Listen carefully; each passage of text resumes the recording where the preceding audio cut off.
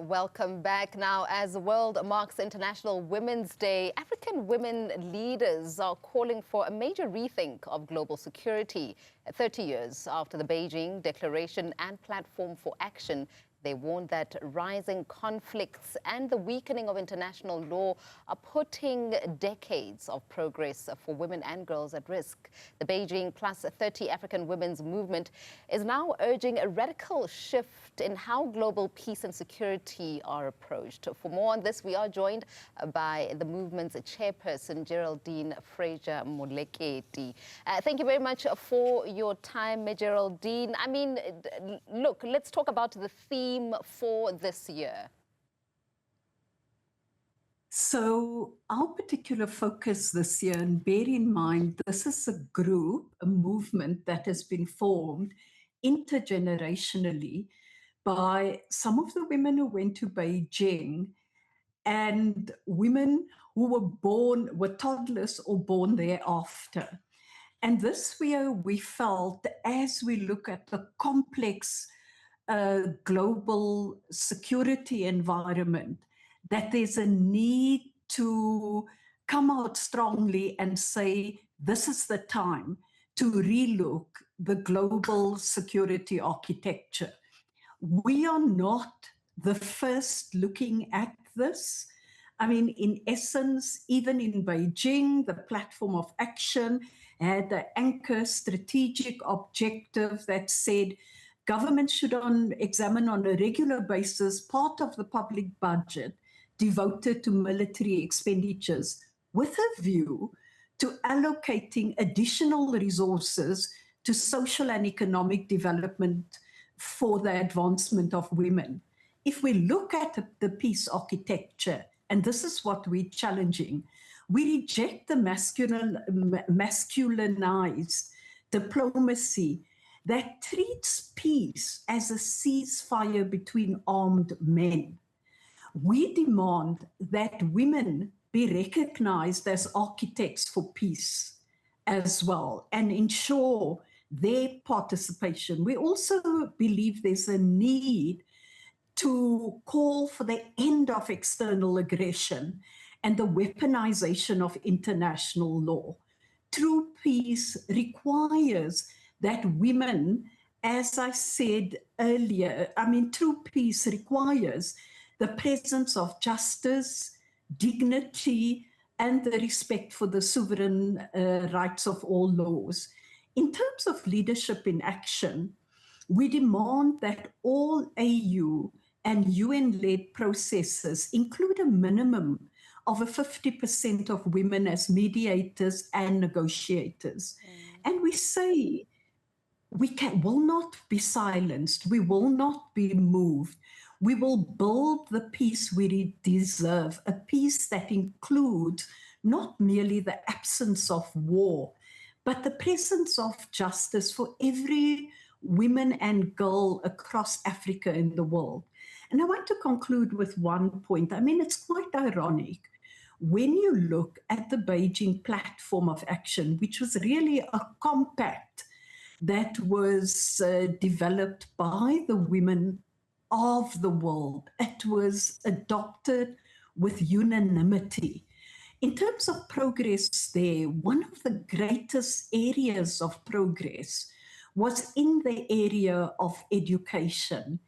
And yet there's a deep irony that in this 31st year, a missile strikes a school of girls and we see backpacks under the rubble of girls. And we ask, as we mark 31 years, whose rights and for whom? And we believe there's a need for a movement of women across the world that will respond to this, specifically because of the nature of the compact that was unanimously adopted about 31 years ago.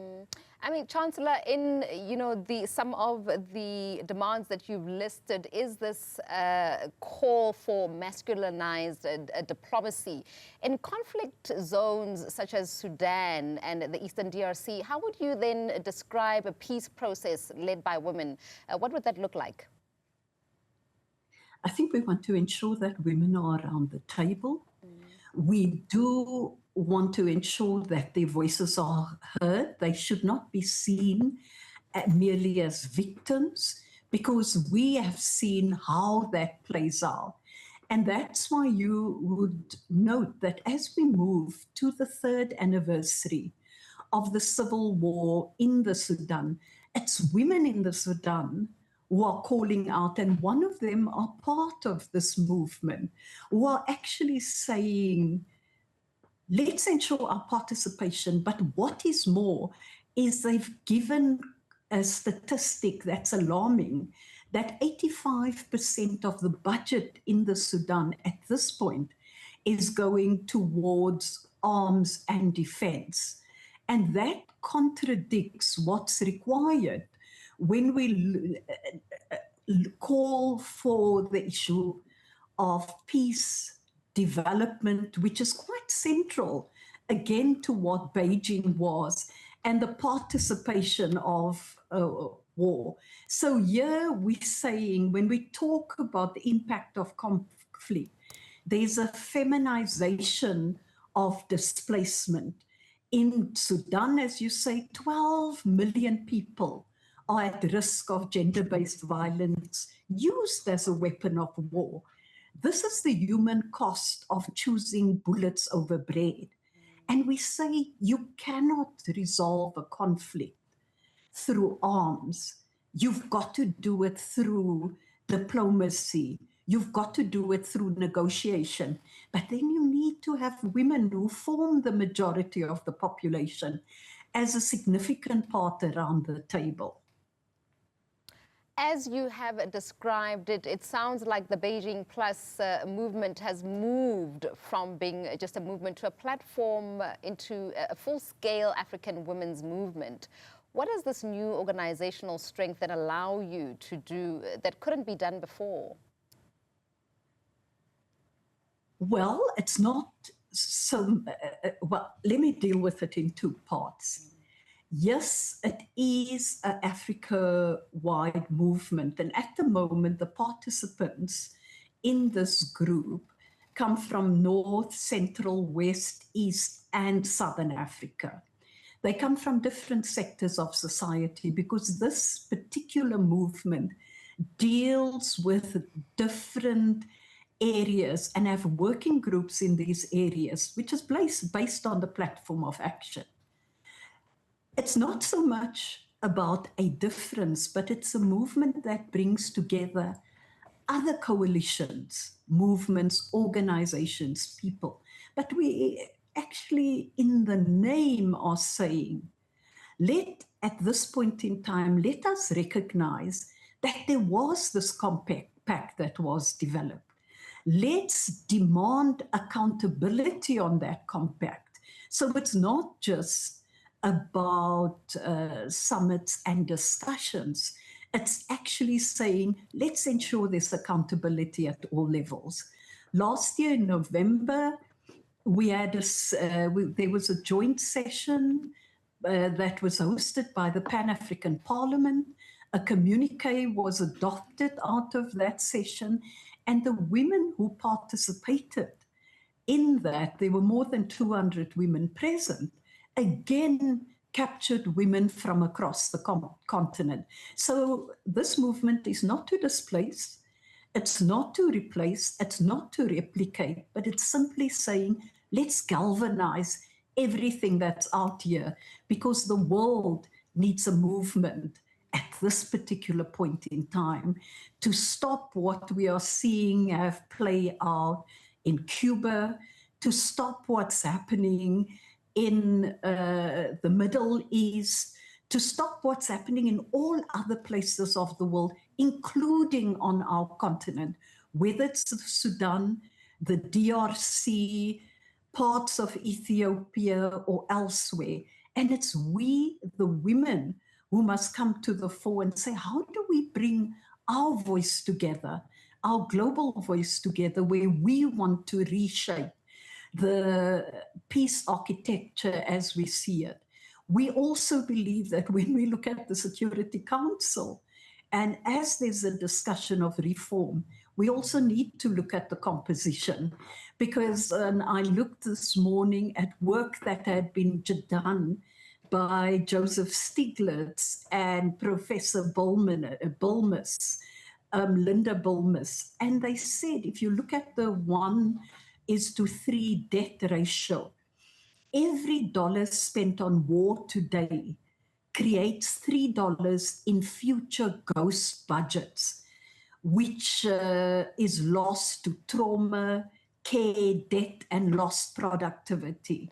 Also, when we look at the job multiplier, $1 billion in education creates 26,700 jobs, more than double the 11,200 jobs created by the military in the US. And yet, this is overlooked. The men who sit around the table that are warmongering they seem to be deliberately overlooking this reality. And one can even conclude on psychological scarring and say trauma is an invisible tax that stays on the national balance sheet for 50 years. Now, you've transitioned from a liberation fighter to a global diplomat and now a chancellor. How does your personal experience in the military wing of the ANC inform your current beliefs that women are the true architects for peace? Well, I'm an outgoing chancellor of the Nelson Mandela University, and Professor Naledi Pandor will continue in that role to be part of that triumvirate of women leadership at that level. How does this transition impact on what I believe is correct? I mean, it's the critical nexus between peace and development. Having been a freedom fighter was not out of lust for war, but out of a strong desire for a South African democracy, a desire for peace and justice, economic, social, and political justice. And that endeavor, that drive has never stopped. It continues. And it continues in particular for the future generations and the beautiful ones yet to be born. They should not be lying under the rubble, or their backpacks shouldn't lie under rubbles of wars that have been determined and destruction led by men. Geraldine, while you paint a picture of an International Women's Day that's not worthy of a celebration, we do hope that the gusto that you still have in you will certainly make a difference for not only women in South Africa, but all throughout the continent. Happy, nonetheless, International Women's Day. Thank you very much for your time.